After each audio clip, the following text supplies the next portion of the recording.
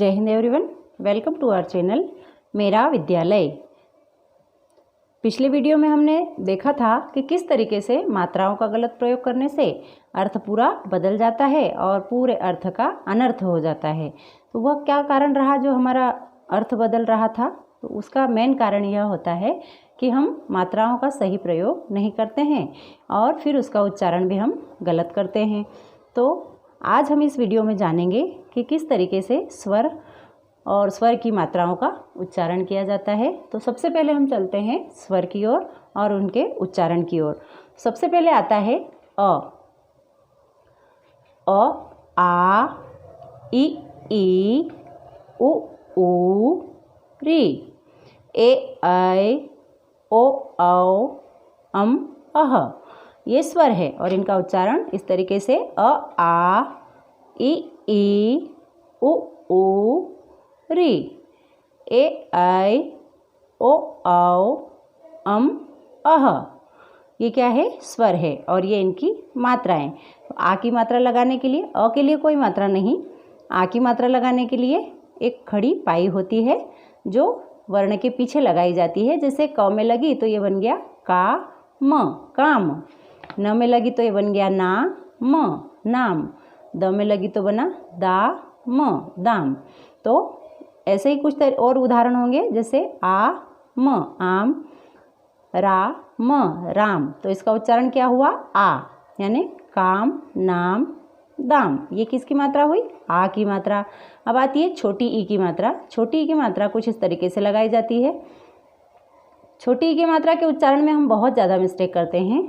जैसे राम ने कहा कि, वहाँ पर कि ऐसे उच्चारण होना चाहिए, लेकिन हम क्या बोलते हैं? राम ने कहा कि। वो की तो हम इतना जोर दे रहे हैं उस पर कि वहाँ बड़ी की मात्रा होना चाहिए, लेकिन वहाँ होती छोटी की है, लेकिन हम उसका उच्चारण जोर देकर कर रहे हैं तो वो गलत है। वहाँ पर ऐसा होना चाहिए, राम ने कहा कि। समझ में आया? ये छोटी ई की मात्रा, इसका उच्चारण होना चाहिए कि। तो ये जैसे द में छोटी ई की मात्रा लगी तो क्या बन गया? दिन। म में छोटी ई की मात्रा लगी और ल तो क्या बन गया? मिल। प में छोटी ई की मात्रा लगी तो पी, और त में आ की मात्रा ता तो क्या हो गया? पिता। दिन, मिल, पिता। इसको हम ऐसा नहीं पढ़ रहे हैं दिन, मिल, पीता नहीं पढ़ रहे। क्या पढ़ रहे हैं हम? दिन, मिल, पिता। तो छोटी ई की मात्रा पर ज़्यादा वजन नहीं दिया जाता है, इसे इस तरीके से पढ़ा जाता है। जैसे क में लगी तो कि, द में लगी तो दिन, म में लगी तो मिल, प में लगी तो पी, और त में लगी तो ता। जैसे त में आ की मात्रा तो पिता। तो दिन, मिल, पिता। ये किसके उदाहरण हुए? छोटी ई की मात्रा के। अब आती है बड़ी ई की मात्रा। तो बड़ी ई की मात्रा इसके विपरीत होती है। जैसे द में लगी तो ये हो गया अब दीन। यहाँ दिन था, अब ये हो गया दीन। यहाँ मिल था, यहाँ हो गया मील। यहाँ पिता था, यहाँ हो गया पीता। ठीक है? इसका उच्चारण ज़्यादा जोर देकर होता है। तो दीन, मील, पीता। अब आता है छोटा ऊ। छोटा ऊ की मात्रा कुछ इस तरीके से होती है। जैसे इसका उच्चारण कैसे होगा? ख में छोटा ऊ की मात्रा लगी और तो क्या हो गया? ये खुला।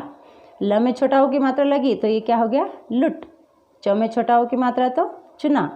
ये शब्द बने खुला, लुट और चुना।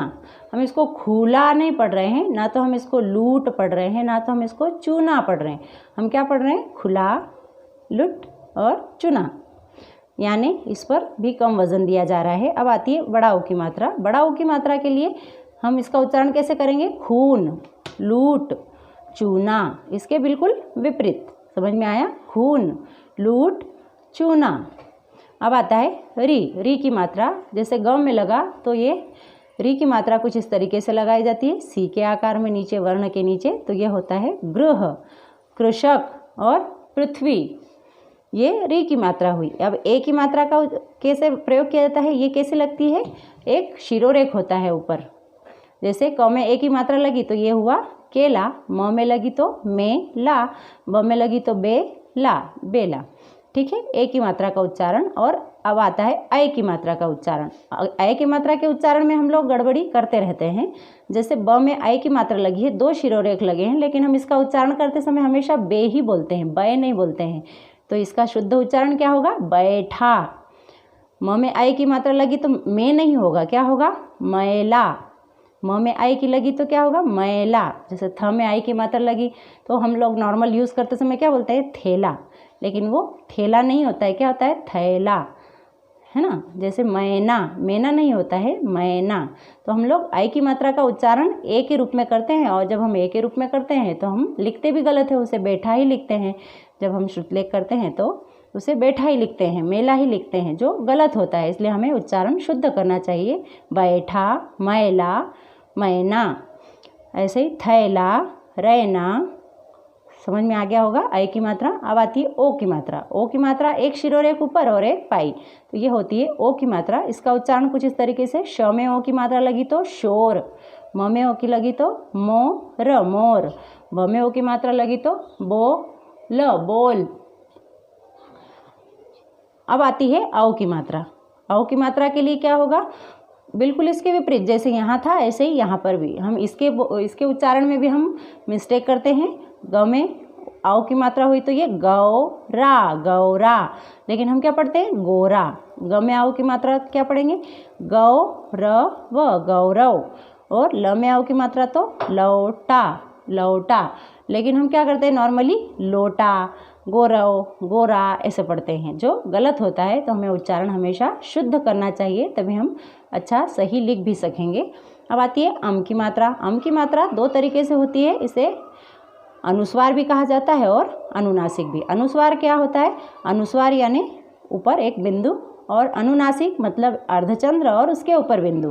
तो ये अनुस्वार है। अनुस्वार की मात्रा का प्रयोग कुछ इस तरीके से, और उसका उच्चारण होगा चंदन, यहाँ है अंदर। और अनुनासिक, इसकी मात्रा का प्रयोग कुछ इस तरीके से, आँख, चांदनी। तो अनुनासिक का प्रयोग जब हम इसका प्रयोग करते हैं और उच्चारण करते हैं तो ध्वनि कहाँ से निकलती है? हवा हमारी नाक से, इसलिए इसे अनुनासिक कहा जाता है। आँख, चांदनी। अब आता है विसर्ग यानी अह की मात्रा। तो अह की मात्रा दो बिंदुओं में होती है, जो वर्ण के पीछे लगती है, और इसे विसर्ग भी कहा जाता है।